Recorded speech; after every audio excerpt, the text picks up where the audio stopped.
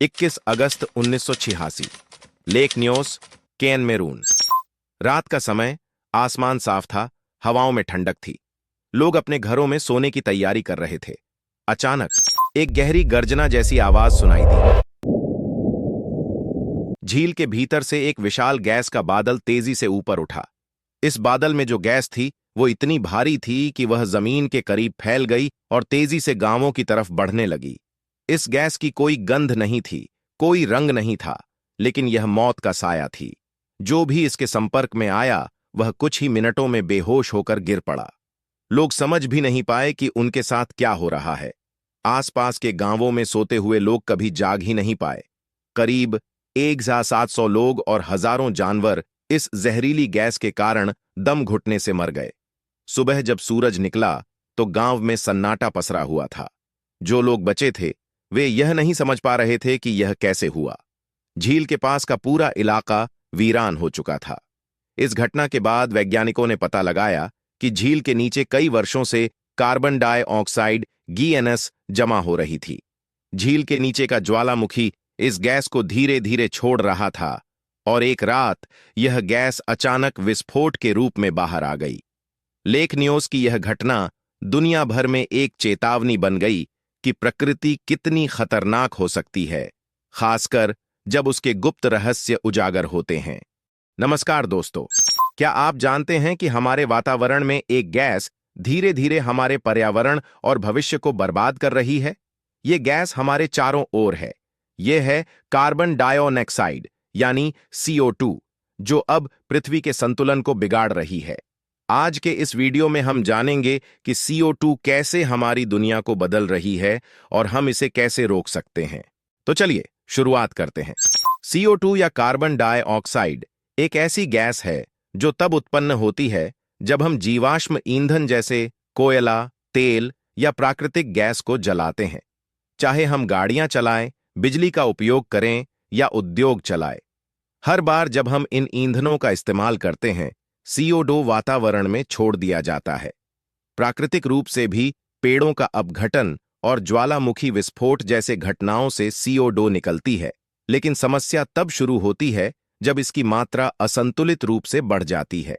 पिछले 150 सालों में मानव गतिविधियों के कारण वायुमंडल में कार्बन डाइऑक्साइड की मात्रा तेजी से बढ़ी है और इसी वजह से पृथ्वी पर तापमान लगातार बढ़ रहा है। तो कार्बन डाइऑक्साइड आखिर इतनी खतरनाक क्यों है? दरअसल कार्बन डाइऑक्साइड एक ग्रीन हाउस गैस है।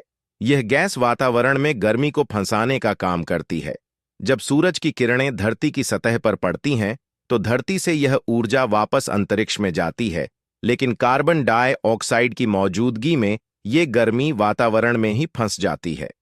इस प्रक्रिया को कहते हैं ग्रीन हाउस इफेक्ट और यही है समस्या की जड़, ग्लोबल वार्मिंग।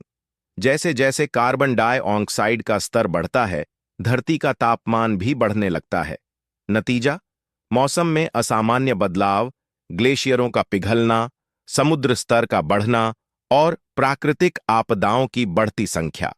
यह सिर्फ एक वैज्ञानिक समस्या नहीं है, यह हमारी जीवन शैली, हमारी खाद्य आपूर्ति और यहां तक कि हमारे स्वास्थ्य पर भी असर डाल रही है। अब सवाल उठता है, इससे प्रभावित कौन हो रहा है? असल में CO2 के बढ़ते स्तर से हम सभी प्रभावित हो रहे हैं। दुनिया के हर कोने में इसका असर महसूस किया जा रहा है। तटीय इलाकों में रहने वाले लोग समुद्र के स्तर में बढ़ोतरी से परेशान हैं, क्योंकि बाढ़ और भूमिक्षरण का खतरा तेजी से बढ़ रहा है। ग्लेशियर पिघल रहे हैं, जिससे पूरे पारिस्थितिकी तंत्र को खतरा है। किसान असमय बारिश और सूखे के कारण अपनी फसलें खो रहे हैं और समुद्री जीव समुद्र के अम्लीकरण से संघर्ष कर रहे हैं। और सबसे चिंताजनक बात यह है कि यह संकट आने वाली पीढ़ियों को सबसे ज्यादा प्रभावित करेगा। अगर हम अभी कुछ नहीं करते तो भविष्य की पीढ़ियों को इससे भी ज्यादा गंभीर परिणाम झेलने पड़ेंगे। तो हम कब कार्रवाई करेंगे? CO2 का असर अब साफ दिखने लगा है। हर साल हम बढ़ते तापमान, बाढ़, सूखे और तूफानों का सामना कर रहे हैं। यह अब सिर्फ भविष्य की समस्या नहीं है, यह आज की समस्या है। अगर हम अभी कदम नहीं उठाते तो यह समस्या और बढ़ती जाएगी। CO2 का प्रभाव पूरी दुनिया में हो रहा है। आर्कटिक के ग्लेशियर पिघल रहे हैं, जिससे समुद्र का स्तर तेजी से बढ़ रहा है। जंगलों में आग की घटनाएं बढ़ रही हैं और खेती बुरी तरह प्रभावित हो रही है। यह समस्या सिर्फ किसी एक देश या क्षेत्र तक सीमित नहीं है। चाहे आप किसी भी कोने में हों, CO2 का असर हर जगह महसूस किया जा रहा है। तो अब सबसे बड़ा सवाल आता है, हम इसे कैसे ठीक कर सकते हैं? क्या हम कुछ कर सकते हैं? बिल्कुल, हम सब मिलकर इस संकट को हल कर सकते हैं। इसके लिए हमें कुछ ठोस कदम उठाने होंगे। हमें सोलर, विंड और हाइड्रो एनर्जी जैसी नवीकरणीय ऊर्जा स्रोतों का उपयोग बढ़ाना होगा। ये ऊर्जा के स्रोत कार्बन उत्सर्जन को कम करने में मदद करते हैं। पेड़ हमारे सबसे बड़े साथी हैं। वे कार्बन डाइऑक्साइड को अवशोषित करते हैं और ऑक्सीजन छोड़ते हैं। इसलिए हमें ज्यादा से ज्यादा पेड़ लगाने होंगे और जंगलों को संरक्षित करना होगा। हमारे घरों और ऑफिसों में ऊर्जा की खपत कम करके भी कार्बन डाइऑक्साइड उत्सर्जन को कम किया जा सकता है।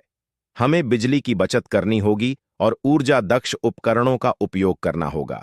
सरकारों को भी कड़े कदम उठाने होंगे, जैसे कार्बन टैक्स लगाना, प्रदूषण फैलाने वाले उद्योगों पर सख्त नियम लागू करना और अंतर्राष्ट्रीय स्तर पर कार्बन डाइऑक्साइड उत्सर्जन को नियंत्रित करने के लिए समझौते करना। कार्बन टैक्स और सख्त पर्यावरणीय नीतियां कार्बन डाइऑक्साइड उत्सर्जन को नियंत्रित करने में महत्वपूर्ण हो सकती हैं। और हां, हम सभी को अपने व्यक्तिगत स्तर पर भी कुछ बदलाव करने होंगे। गाड़ियों का कम इस्तेमाल करें और ज्यादा से ज्यादा पैदल चलें या साइकिल का इस्तेमाल करें और अधिक सार्वजनिक परिवहन का इस्तेमाल करना चाहिए। अगर हम मिलकर काम करेंगे तो हम इस समस्या से निपट सकते हैं। यह आसान नहीं होगा, लेकिन यह संभव है। तो दोस्तों, कार्बन डाइऑक्साइड एक गंभीर समस्या है, लेकिन हम इसे रोक सकते हैं। हमें अभी से बदलाव करना होगा, अपने लिए, हमारे पर्यावरण के लिए और आने वाली पीढ़ियों के लिए। क्या आप तैयार हैं बदलाव लाने के लिए? हमें नीचे कमेंट में बताएं कि आप इस संकट से निपटने के लिए क्या कदम उठा रहे हैं। इस वीडियो को लाइक करें, चैनल को सब्सक्राइब करें और इसे दूसरों के साथ शेयर करें ताकि हम सब मिलकर इस समस्या का समाधान ढूंढ सकें। आओ मिलकर कार्बन डाइऑक्साइड का मुकाबला करें ताकि हम एक बेहतर और सुरक्षित भविष्य बना सकें।